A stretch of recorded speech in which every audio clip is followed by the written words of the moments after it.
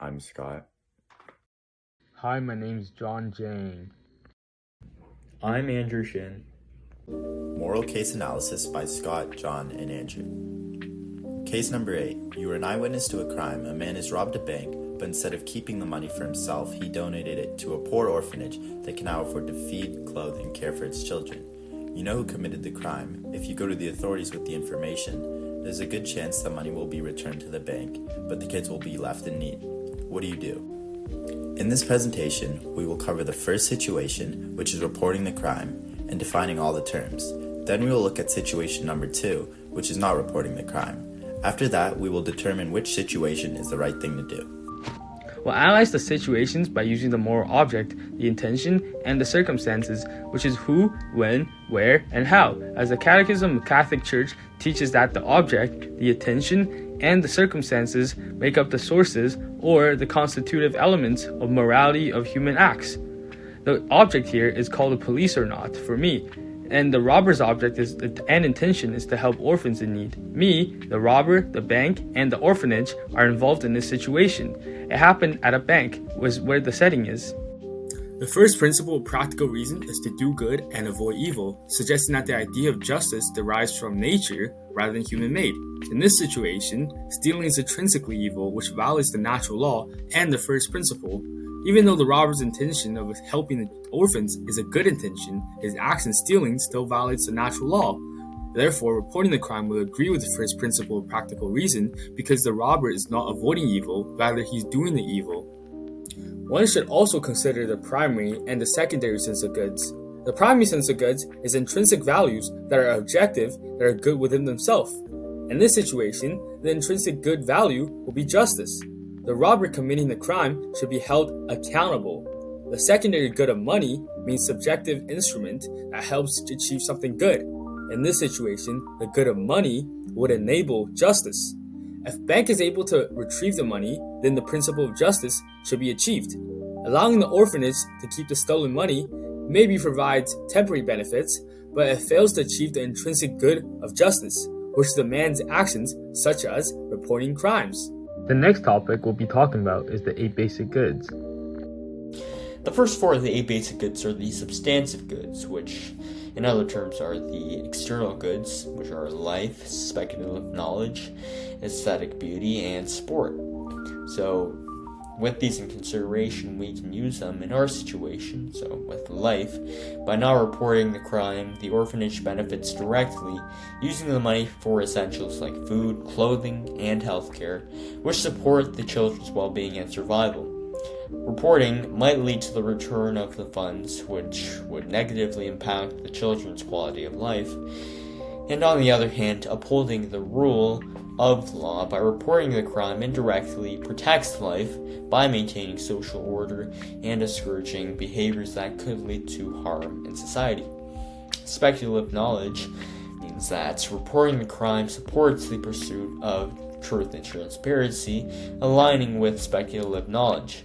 It allows society to understand the facts and uphold justice, while not reporting might distort the truth by allowing the criminal's acts to go unpunished, which could lead to a culture of overlooking wrongdoing, clouding people's understanding of right and wrong.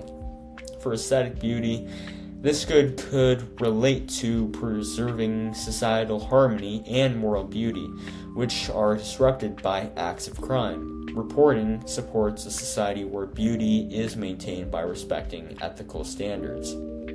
For sport here can symbolize the fair and just rules of the game within society, and reporting a crime reflects adherence to these rules, promoting a fair environment where all are held to the same standards. And for the last 4 of the 8 basic goods, they are the reflexive goods, which focus on the internal goods. And these are interiority, authenticity, friendship, and omnipotence / other, or God, right? So for interiority, the decision impacts on moral reflection and personal conscience of those involved. So reporting aligns with the commitment to truth and justice, fostering an inner peace that comes from doing what's morally consistent. Now, not reporting might lead to the internal conflicts as it involves condoning a crime, even for a charitable cause. It requires grappling with the implications of prioritizing one good over another. Authenticity means that by staying true to one's own values and ethical beliefs, reporting reflects a commitment to the truth and justice, even if it results in a hardship for the orphans. Now, choosing not to report can also be seen as authentic if the decision aligns with a deeply held value of caring for the vulnerable, prioritizing compassion over strict adherence to the law. For friendship, in this case, it reflects solidarity with others and mutual respect. Reporting upholds societal trust by treating all parties fairly and respecting communal rules. By not reporting, one could argue that there is an expression of solidarity and care toward the orphans through the action that could potentially harm the broader social community by condoning theft. For omnipotent other God, this good involves aligning actions with divine principles of justice and charity. Reporting the crime may align with the belief in divine justice, upholding moral order as reflective of a higher moral law. Alternatively, not reporting could be seen as an act of mercy and charity, aligning with a compassionate view of God who prioritizes the needy, though it involves balancing divine justice with mercy. So, the first principle of morality states that one cannot damage, impede, or destroy a basic good, even in the pursuit of another good. While here the intentions of the robber were to help an orphanage, in doing so, he has infringed upon the principles of honesty and justice to steal. Therefore, he has broken the basic goods of authenticity and friendship by hurting others in the society who trust in the law, and therefore does not abide by the first principle of morality. Moving on, we will define Aquinas' 3 parts to morality and explain how it relates to our case. The first part to morality is the object. The object of a moral act looks at the raw action itself. And in Catholic teaching, some actions are considered intrinsically evil, like murder, apostasy, and adultery, meaning that no matter the intention behind the action, it is still wrong. In our case, the object is the act of robbery, which in Catholic teaching is considered intrinsically evil, meaning that even though the thief is robbing the bank with the intention of helping others, it is morally wrong, regardless of his intentions. We can also tie in the Pauline principle here. The Pauline principle specifically states that you cannot do an evil action for hope for a good. So from this perspective, the act of robbery itself is immoral and unjustifiable, and we must report the crime. The next part to morality is the intention. The intention is the reason or motivation behind an act, and according to Catholic teachings, no matter how good someone's intention is, it cannot make up for an evil act. And in our case, the intention behind the robber's act is good. The robber is stealing the money from the bank with the intention of donating to the poor children in the orphanage. However, because good intentions can't make up for an evil act, robbery is still unacceptable. The final part to morality is the circumstance. The circumstance is the current context of the act. Different circumstances can affect the degree of responsibility or guilt. Circumstances can impact the degree of guilt but do not change how moral an action is. Here the circumstances include the fact that the orphanage is poor and would suffer without the stolen money. While this might reduce the robber's guilt in terms of his intentions, it doesn't change the fact that robbery is intrinsically evil. So overall, while the robber had proper intentions and the circumstances were in his favor, due to the object of robbery being intrinsically evil, reporting the robber to the police would be the right thing to do in terms of Catholic morality. Now let's move on to the principle of double effect. The principle of double effect is a principle that is used to determine if an act with both good and bad effects can be justified. For an action to be considered moral under this principle, it must meet these 4 conditions. Number 1, the action itself and not its effects must be good or morally indifferent. Number 2, one may not positively will or intend the evil effect, only permit it as an undesirable side effect of an otherwise good action. 3, the good effect must proceed directly from the action itself and not the evil effect. And finally 4, the good effect must be sufficiently desirable to compensate for the allowing of the evil effect. And in our case, the principle of double effect is not applicable because the evil act of robbing the bank is not necessary to achieve the good effect of helping the orphanage. There are morally acceptable alternatives such as fundraising or charitable donations that could support the orphanage without resorting to theft. And additionally, the act of robbery directly harms others and is intentionally immoral, which violates the conditions for applying the principle of double effect. So overall, we won't be using the principle of double effect for our case because the robber didn't need to rob the bank in order to give the money to the orphanage. Now, for Bentham's act of utilitarianism, actions are deemed right or wrong by their consequences, wherein the course of action which brings maximum happiness while minimizing pain is observed. Here in this situation, Bentham's act of utilitarianism would favor remaining silent on the issue since it would bring maximum happiness to the orphanage and minimum pain to the bank. Now, I would argue that the first principle of morality is a little bit more important than Bentham's act of utilitarianism, and the first principle of morality does contest this because it still agrees that reporting the crime is the way to go.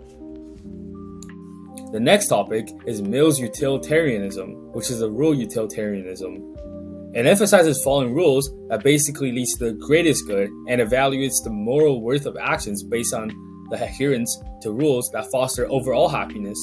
In this situation, reporting crimes is viewed as morally correct because it maintains social order and it destroys evil.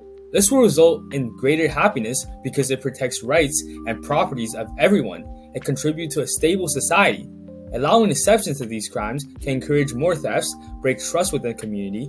This decision may not directly benefit the orphanage in the short term, but it supports a society where everyone's rights and properties are respected and protected. It will promote an overall happiness in the long run. Another key point to consider is moral relativism. And while moral relativism is the theory that holds that moral decisions are relative and depend on the cultural and personal context, one could argue here that the saving of the orphanage was justifiable in the particular moral scheme of things, hence being subjective in nature. However, from an objective point of view, the crime remains wrong even though it has positive results because it goes against universal moral standards of honesty and justice. Furthermore, there's also Kant's categorical imperative, which means, quote, to that maximum by which you can at the same time that it should become a universal law.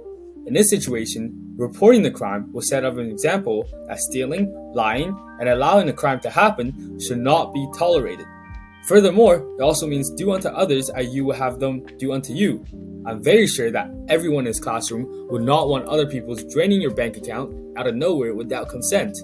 Reporting the crime would prevent such things from happening and follow moral values. In addition, it also suggests acting to treat people always as ends, never as means. In the end of assisting children would not justify the means of stealing, and therefore not rewarding criminal activity. In a situation where you don't report the crime, the orphanage will acquire the stolen money and will be able to feed, clothe, and care for its children. This choice prioritizes the poor children over the bank and the people getting their money stolen. In this case, it's obvious that the orphans need the money much more. By not reporting, you are essentially deciding that the children's needs outweigh the loss of the bank. The children, who have little to no resources, would gain far more from the money than the bank, which may have ways like insurance to cover the theft losses. However, this situation complicates morality. In this situation, we ignore an immoral act for a good cause, which opposes Catholic teachings that good must always come first. While Catholic teachings view theft as always wrong, helping the orphans in need may be a justified to the robbery. In conclusion, our unanimous decision is to report the crime because it aligns with all the moral values we explained in the first situation. Reporting the crime discourages further crimes, builds a trustworthy society, and withholds all moral values, while not reporting the crime could provide immediate benefits to the orphans. However, it fails to maintain social orders and the long-term happiness that comes from a just society. Reporting basically outweighs the benefits of not reporting, and we're able to build a society where rules and values are followed and upheld.